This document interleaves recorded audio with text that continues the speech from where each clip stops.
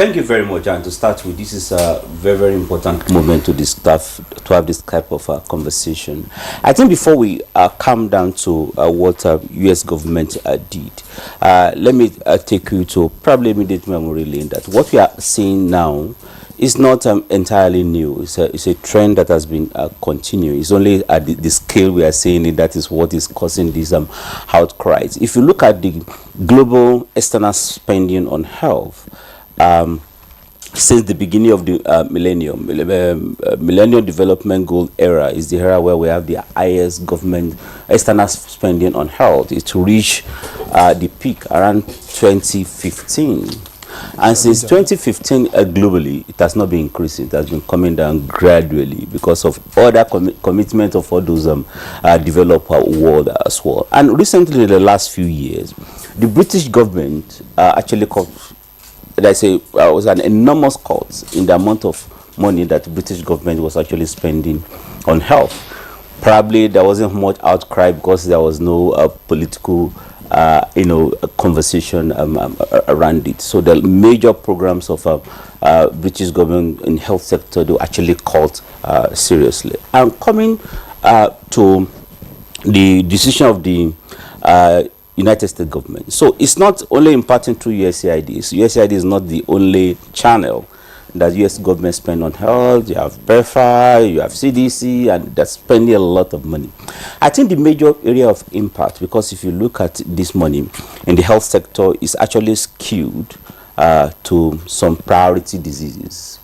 That's HIV/AIDS, malaria, and TB. That is the area where donor money across all those three entities constitutes more than half of the total spending that we are spending. And the United States government is very, very, major donor in this area. Whether you talk about TB, whether you talk about HIV, whether you talk about malaria. So it's going to impact a number of things in terms of ability to get necessary commodities, ability to, there are some specialized health workers that are trained to provide some of those services, ability to get training, equipment, logistics, and everything. So it's going to impact a lot of stuff. But I think for some of us like this, we see it as an opportunity, in the sense that there has been advocacy for the past decade on sustainable financing for malaria, for tuberculosis, and for HIV. And the problem then was that it was very difficult to advocate for domestic financing when the money was still coming from abroad. Now, when somebody turn off the tap, quickly Nigerian government says, "Oh, we are doing putting so amount of money." So, like we had a webinar last week, and somebody said we should not allow this crisis to go to waste, because it's an opportunity for us to stimulate, to advocate for domestic financing for health. In the short term, of course, it's going to impact on things, and then for Nigerian government to be able to fill in the gap, we have to do things differently, and we have to do different things to be able to do that. Part of what we need to do is that it's not that we don't usually have allocation, maybe especially at the national level for some of this area. The money is not often released.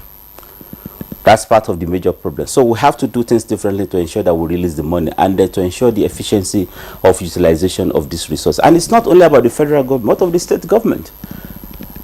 All of us, everybody in Nigeria comes from one state or the other. You understand? So some of us have been advocating for state with highest burden of HIV/AIDS in the country to spend more. Step up.